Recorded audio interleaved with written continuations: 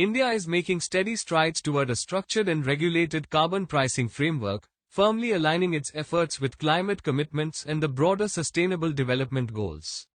In an era where carbon markets and emissions trading are gaining unprecedented global momentum, India is shaping its path through a rate-based emissions trading system. It's complemented by voluntary carbon crediting mechanisms. The World Bank State and Trends of Carbon Pricing 2025 underscores India's growing influence in global climate finance and market-driven decarbonization strategies.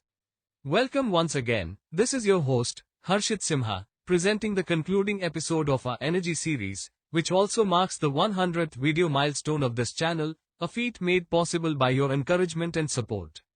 Today's discussion focuses on carbon pricing in India, market mechanisms for climate leadership. Carbon pricing, by attributing a monetary value to greenhouse gas emissions, not only incentivizes reductions but also accelerates the transition toward cleaner energy pathways.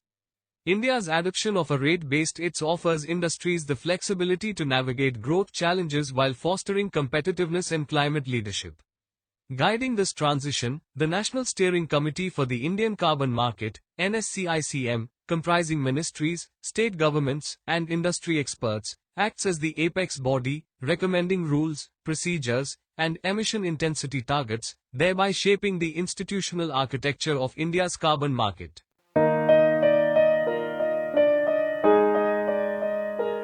Slide 2. India's position in global carbon pricing landscape. India is emerging as a significant player in the global carbon pricing landscape, particularly among key middle-income and developing economies. Alongside countries like Brazil and Turkey, India is taking robust steps toward implementing carbon pricing mechanisms to tackle climate change. A major step in this direction is the introduction of a rate-based emissions trading system, ETS, which will be launched through the Carbon Credit Trading Scheme, CCTS, in July 2024. This move represents a pivotal shift in India's climate policy, aiming to create a market-based framework for reducing greenhouse gas emissions. The national ETS will initially focus on energy-intensive industrial sectors. These sectors will be required to reduce emissions intensity, although there will be no absolute emission caps at the outset. This approach allows for a more flexible, sector-specific reduction in emissions, which is better suited to India's developmental needs. Credit certificates will also play a key role in the functioning of the CCTS. These certificates will be issued to facilities that outperform prescribed emission norms and can be traded, thereby offering an economic incentive for emission reductions. The Carbon Credit Trading Scheme is intended to integrate both mandatory and voluntary carbon markets in India. While it ensures compliance among high-emission sectors, it also facilitates participation from the voluntary sector. The CCTS not only aims to support emission reductions but also to lay the groundwork for the Indian carbon market, ICM, which is essential for sustainable economic transformation. This positions India strategically within the evolving global carbon pricing framework.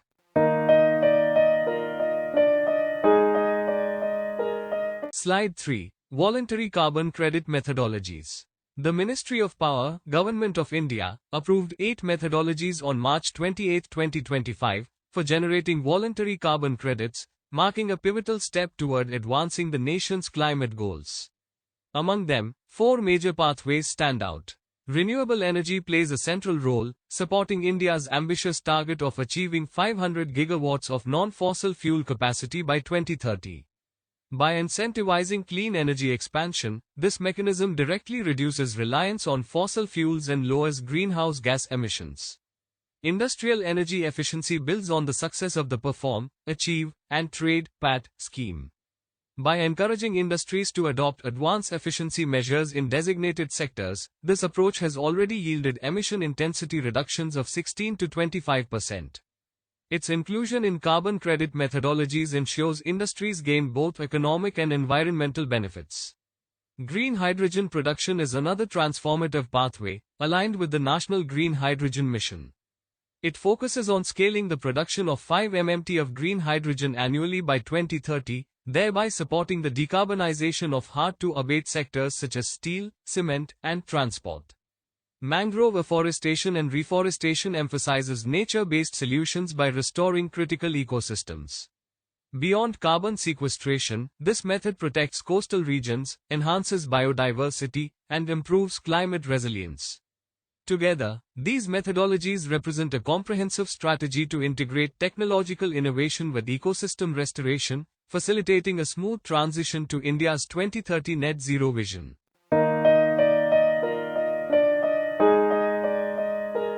Slide 4. Comparison with other emerging economies. Comparison of India's carbon market framework with other emerging economies highlights the diversity of approaches toward emission trading systems, and their alignment with national priorities.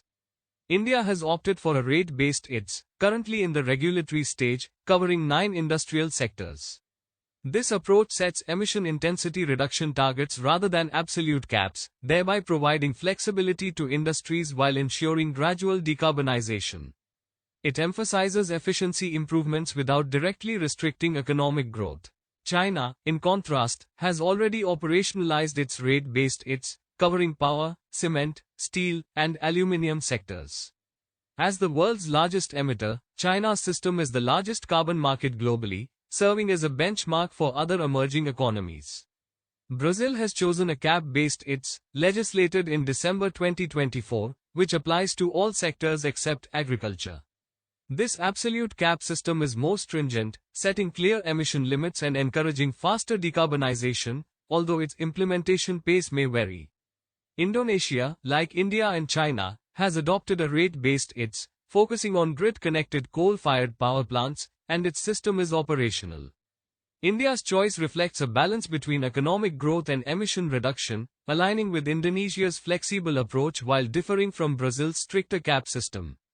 Implementation will gain momentum once India finalizes its regulatory framework, positioning it as a significant player in regional carbon markets.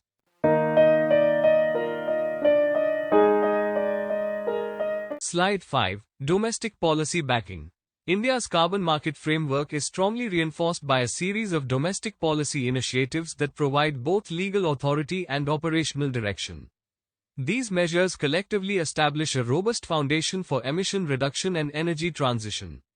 The Energy Conservation Amendment Act 2022 serves as the cornerstone, providing the legal mandate for India's carbon market.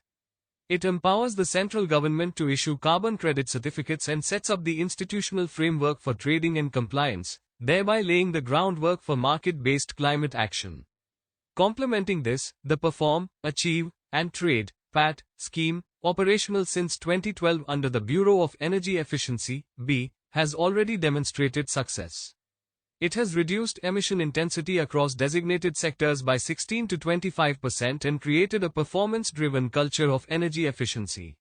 This experience offers critical insights and infrastructure for scaling into a broader carbon market. The National Green Hydrogen Mission, launched in March 2025, provides another pillar of support. By targeting the production of 5 MMT of green hydrogen annually by 2030, it aligns industrial decarbonization with market mechanisms, positioning India as a global leader in this emerging sector. Finally, renewable energy targets aim at achieving 500 gigawatts of non-fossil capacity by 2030. Backed by supportive policies, these targets accelerate India's clean energy transition and integrate seamlessly with carbon trading mechanisms.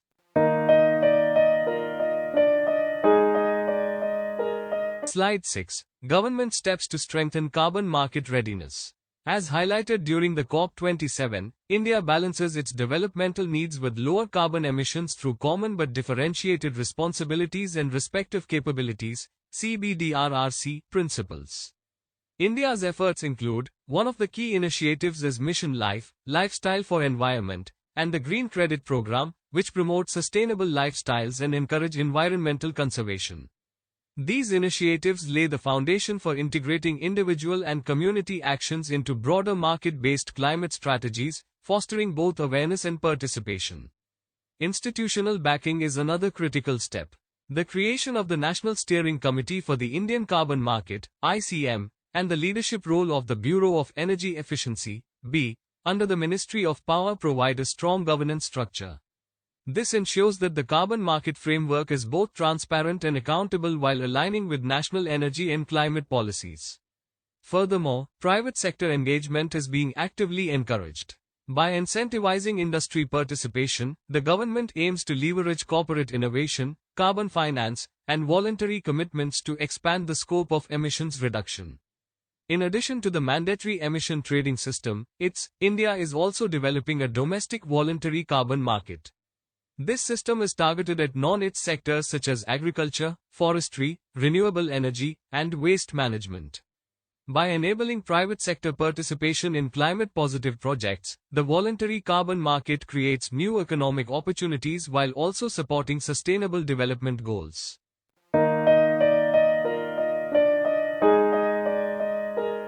Slide 7. Mission Life and Balancing Development. Mission Life connects individual actions to national climate goals, creating a holistic approach to sustainability that complements market-based mechanisms like carbon pricing. Mission Life, Lifestyle for Environment, is a global initiative launched by India to encourage sustainable living through mindful, eco-friendly habits, empowering individuals to become pro-planet people. The mission promotes behavioral changes such as energy conservation, waste reduction, and sustainable consumption. It is supported by policy reforms to create an enabling environment for large-scale adoption. Its core goals include mobilizing over 1 billion people to take individual and collective climate action, transforming billions of sustainable lifestyle choices into global solutions, and accelerating systemic change through community-driven participation. India's approach recognizes that developing economies require different pathways to decarbonization than developed nations, while still contributing meaningfully to global climate action. Balancing development with climate action is central to India's climate diplomacy. Guided by the principle of common but differentiated responsibilities and respective capabilities, CBDRRC, India emphasizes equity in global climate negotiations while pursuing its developmental priorities. The country focuses on renewable energy expansion, green hydrogen, sustainable agriculture, and circular economy models as pathways to low-carbon growth. India's rate-based emission trading scheme, exemplifies this balance by prioritizing efficiency improvements over restrictive emission caps, thereby allowing industries to grow sustainably. By integrating mission life with broader climate policies, India ensures that environmental responsibility is shared across individuals, communities, and industries while maintaining economic progress. This approach positions India as a leader in harmonizing development and climate action.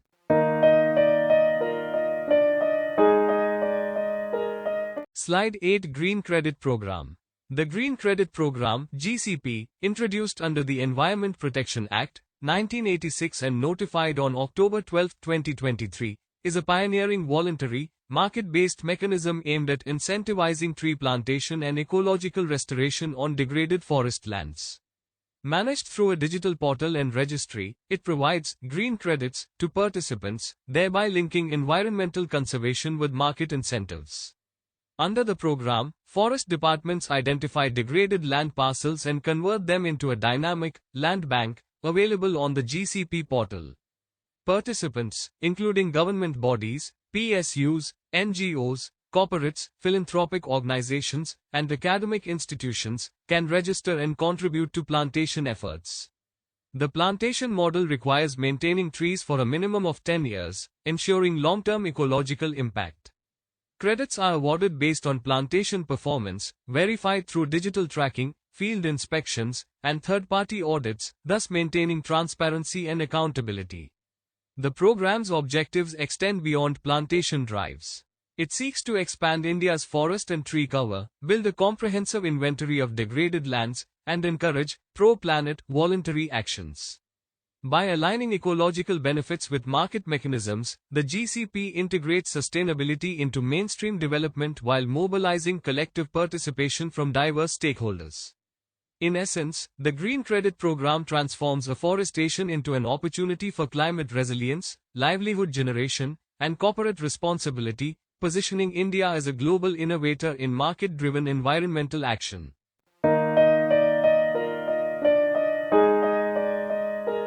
Slide 9. Carbon Market Implementation Timeline.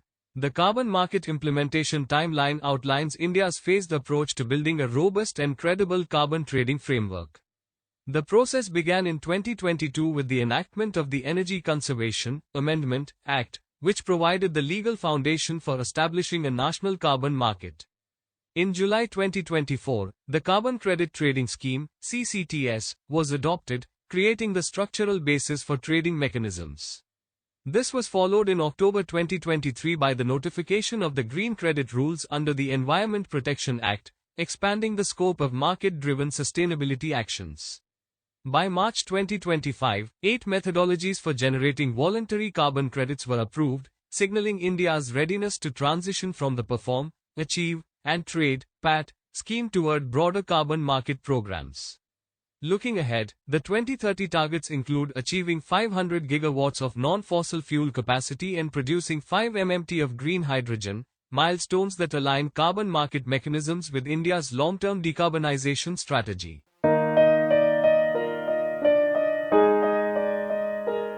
Slide 10. Conclusion. India's carbon market leadership. India's advancement toward a regulated carbon pricing mechanism marks a pivotal moment in its climate policy framework.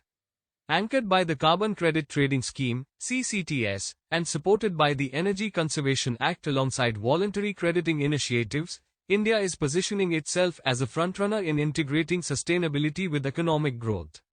A key strength lies in its pragmatic approach, which emphasizes emission intensity reduction rather than imposing absolute caps. This rate-based approach provides industries with the flexibility to grow while progressively decarbonizing, striking a careful balance between development imperatives and environmental commitments. Equally significant is policy integration, as carbon pricing instruments are being woven into broader energy and climate policies. This creates a holistic framework that not only advances emission reduction but also strengthens India's long-term sustainability roadmap. India is also emerging as a source of regional leadership. With strong domestic policy support and a clear transition pathway, India is setting an example for neighboring economies. Its ability to align carbon market mechanisms with international frameworks such as the EU's CBAM enhances competitiveness while reinforcing its role in the global net zero transition. In essence, India's carbon market leadership reflects a balance of pragmatism, innovation, and ambition, positioning the nation as a decisive actor in global climate governance. With this, we conclude our comprehensive series on the energy sector and prepare to embark on a new journey into the realm of the Sustainable Development Goals, SDGs, a subject that may appear straightforward on the surface, yet reveals profound complexities in implementation at both national and regional levels. I extend my heartfelt gratitude to all viewers whose encouragement and engagement inspired the completion of 100 episodes on this channel. I invite you to stay connected as we return next week with an in-depth exploration of one of the most compelling and demanding global agendas, the SDGs. Until then, I warmly welcome the arrival of September and look forward to continuing this dialogue with renewed scope.